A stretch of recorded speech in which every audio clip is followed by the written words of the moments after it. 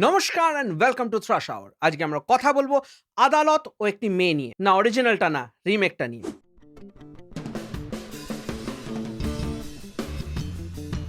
তো রিসেন্টলি হইচইতে এই সিরিজটা রিলিজ করেছে 7টা এপিসোডস এবং প্রত্যেকটা এপিসোড 20 থেকে 23 মিনিট লম্বা। তো কেমন লাগলো আমার এই সিরিজটা সেটা বলার আগে এই সিরিজের কিছু পজিটিভস এবং কিছু নেগেটিভস ডিসকাস করে নেওয়া যাক। দেখুন, এই সিরিজের গল্পটা খুবই সিম্পল, যেটা অ্যাকচুয়ালি এর স্ট্রেংথ, মানে ওয়ান লাইনে এক্সপ্লেন করা যাবে। কোনো আননেসেসারি সাবপ্লট নেই, এক্সট্রা আনওয়ান্টেড ক্যারেক্টার্স নেই, এবং ফার্স্ট টু লাস্ট ডিরেক্টর একটা পার্টিকুলার ট্রেন অফ থটকে মেনটেন করতে সাকসেসফুল হয়েছেন। The movie wants to make a point and does that successfully. এই সিরিজে কৌশানী মুখার্জি প্লে করেছেন জয়ীর ক্যারেক্টার। উনি একজন কর্পোরেট এমপ্লয়ি এবং একটা বিজনেস পার্টিতে গিয়ে ওনার ড্রিঙ্ককে স্পাইক করে দিয়ে ওনাকে করা হয়, এবং এই ইনসিডেন্টের main suspect because of circumstantial evidence হয়ে যায় ডিকে, এবং দেন স্টার্ট হয় কোর্টরুম ড্রামা, যেখানে আমরা জানতে পারি যে জয়ীর অ্যালিগেশন ট্রু না false, DK is the real culprit or not. সিরিজের প্রথম 3টে এপিসোড বেশ কনফিউজিং। ইনফ্যাক্ট প্রথম 3টে এপিসোড আমি রিওয়াচ করেছি in order to actually understand যে কি হচ্ছে। প্রথমে আপনাদের মনে হবে যে প্রচুর প্লট হোলস রয়েছে, একবার 3টে বলা হচ্ছে, একবার 1.5টা, একবার এই লোকেশন বলা হচ্ছে, তো আরেকবার অন্য লোকেশন। তো এগুলো অ্যাকচুয়ালি প্লট হোলস নয়, পরে এক্সপ্লেন করা হয়েছে মোস্টলি। কিন্তু সিরিজটা যতটা সিম্পল, স্যাডলি ততটাই প্রেডিক্টেবল। কে বা কারা কালপ্রিট এটা একদম গেট গো থেকেই আপনারা বুঝে যাবেন। আইরনিক্যালি ডিরেক্টর অনেক চেষ্টা করেছেন সেটাকে হাইড করার, কিন্তু দুর্ভাগ্যবশত ওনার চেষ্টাটাই ওনার এগেইনস্টে ওয়ার্ক করেছে। এরকম কিছু ক্রুশাল ডায়ালগস উনি রেখেছেন যেটার জন্য আপনারা বুঝে যাবেন যে কে কালপ্রিট। এগেন, আমরা এত কোর্টরুম ড্রামা অলরেডি দেখে নিয়েছি যে বলতে পারেন সবকিছুই আমাদের প্রেডিক্টেবলই লাগবে। বাট নেভারদেলেস প্রেডিক্টেবল হওয়া সত্ত্বেও গল্পটাকে সাজানো হয়েছে ভালোভাবে। স্টোরি নন লিনিয়ার ফরম্যাটে ব্যাক অ্যান্ড ফোর্থ যায় এবং কিছু সাইকেডেলিয়া এবং হ্যালুসিনেশন ইনডিউসিং ইমেজারি ইউজ করা হয়েছে, যেটা আমার ব্যক্তিগতভাবে বেশ ভালো লেগেছে। তবে হ্যাঁ, যদি সিরিজের ভিজুয়াল আসপেক্ট নিয়ে কথা বলি তবে এটা বলতেই হয় যে সিরিজটা খুব উচ্চমানের নয় ভিজুয়ালি। সিরিজের প্রোডাকশন কোয়ালিটিতে বেশ একটা সিরিয়াল মার্কা ছাপ রয়েছে। ইনফ্যাক্ট অফিসের যে সিনগুলো সেগুলো দেখে মনে হচ্ছিল স্ট্রেট আমি অ্যাড শুট দেখছি। কৌশানীর প্রত্যেকটা ডায়লগ শুনে মনে হচ্ছিল যে এই বুঝি বলবে কেন্ট দেতা হ্যায় সবসে শুদ্ধ পানি, থ্যাঙ্ক গড বলেনি।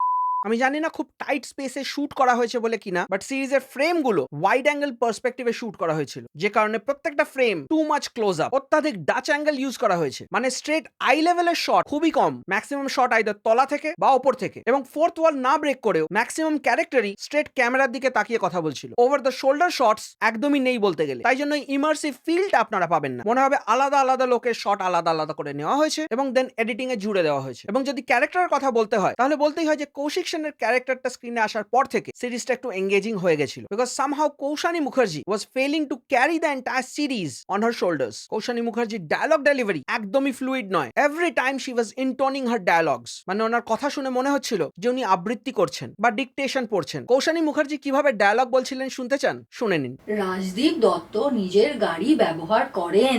তো এরকম সুর করে করে কথা বললে খুবই অদ্ভুত লাগে, যে কারণে ওনার ক্যারেক্টারটা পুরোপুরি প্লাস্টিকই এবং উডেন লেগেছে, এবং উনি একটা পডকাস্টে নিজেই স্বীকার করেছেন।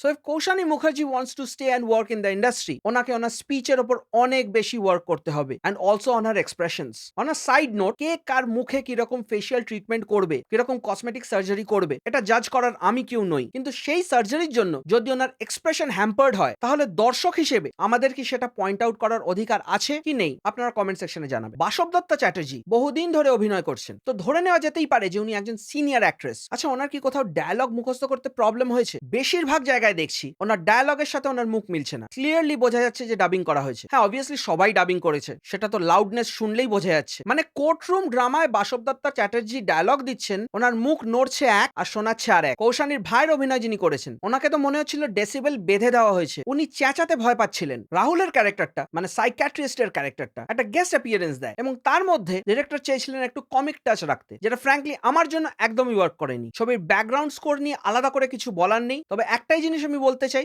সিরিয়াসলি স্ট্রেঞ্জার থিংস, ওই যে বলেছিলাম বাংলার ব্যাকগ্রাউন্ড স্কোরারদের লজ্জা ঘৃণা ভয় কিছুই আর নেই। কৌশিক সেনের ক্যারেক্টারটা এই ফিল্মে একটা ব্রেস পড়ে থাকে তার ঘাড়ে, যেটা অ্যাকচুয়ালি জাস্টিফাইড, বিকজ ওসিডি তে ওনাকে তো আলমারি করে পাঠানো হয়েছিল নরেন্দ্রপুর থেকে কলকাতায় কার্পেটে মুড়িয়ে, তো ওইটুকু ঘাড়ে ব্যথা হওয়া স্বাভাবিক।